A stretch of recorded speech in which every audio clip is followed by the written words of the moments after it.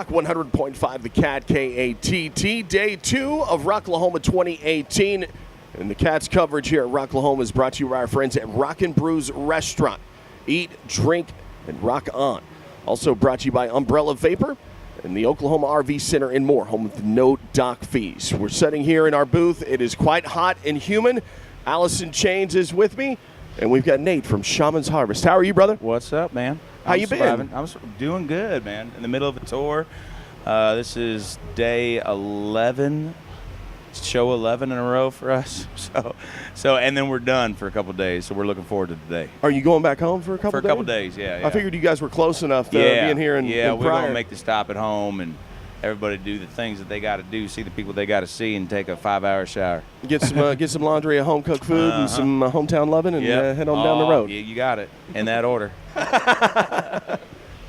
So, what have you guys been up to this summer besides those shows? Man, we've been doing the festivals. We've been doing our headliner shows. We've also been opening up for Blackstone Cherry on their tour, and then there couldn't be a better package put together of two bands. Solid like package, man. I wish it was still going on. I miss those guys already. They're great buddies of ours, and there's good rapport, and we make fun of each other all day long. And yeah, man, it's also the Southern Rock thing. Yeah, I mean, you got it's hand in hand, man. Yeah, we need to put another one together. Is what I say. I think you guys need to do a song together. Okay, stepping it up. I like it. Yeah. Like a cover, or would we write it? I don't know. I need deets, buddy. You're gonna have to get into a room, plug in them guitars, and see what happens. It's hard to get in a room with those guys. They smell bad. It's in Kentucky. They got that Kentucky BO. It's different. The last time for Christmas. Right? The last time you guys came through Rocklahoma, you stopped by the booth, and you guys shocked some people. Well, that's the goal, right? And now you're on the main stage. Yeah, look at that. I tell you what, man. It's cool because you see the growth, and the other festivals we played this year, the stages got bigger and bigger for us. The time slots got better. And it's cool because, eventually this all ends. I don't care who you are. Eventually all of us that are quote-unquote rock stars, we're not going to be rock stars. We're going to be, hopefully not flipping burgers, but nothing against people that flip burgers. I love my burgers. I don't want to spit in. But we're all going to go back to a day job or do something else, and so it's got to last as long as it can, and as long as it keeps growing, it lasts longer and longer. Well, I know I'm real proud of you guys because you've definitely put in the work and the time. It's been a long time. So what's your favorite thing to play when you're out on the road? Is it playing one of these big festivals like this, or like it was when you guys were out with Nickelback playing arenas, or that I've seen you guys in small clubs too? You guys run the gamut. Yeah, man, I don't ever want to kind of do just one thing. I don't really have a favorite because, That's one of the good things about what you do is the diversity.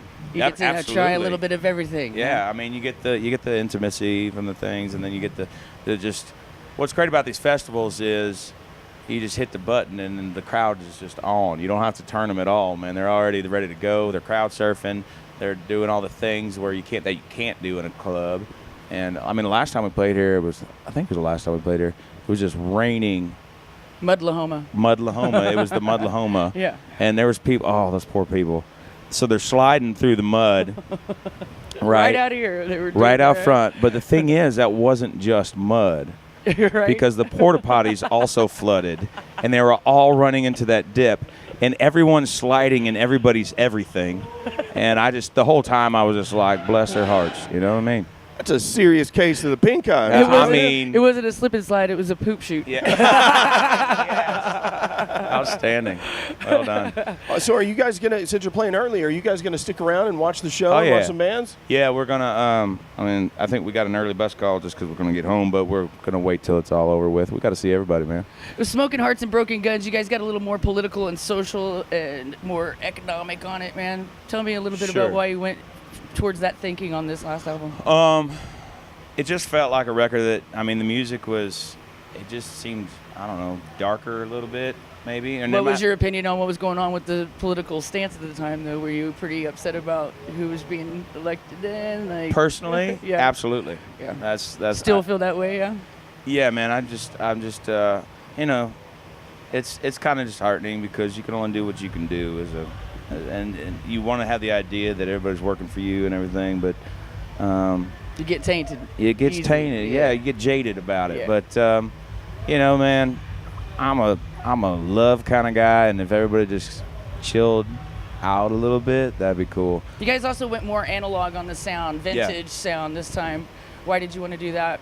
Well, we've always talked about it. I think that music is just it's so stale now. A lot of music that comes out, and including ourselves, we're guilty of it as well, because it's so easy to record in the box within Pro Tools and everything. Feel like you went more back to the roots. And you can capture the soul of the song, of the music. It's just effortless whenever you do it analog, and you have that warmth and everything. You don't have to fall back on all the effects. Exactly. And then when you do that, there's nothing you can add in Pro Tools that can add soul. There's no Pro Tools plug-in that you hit the button and soul is added to it.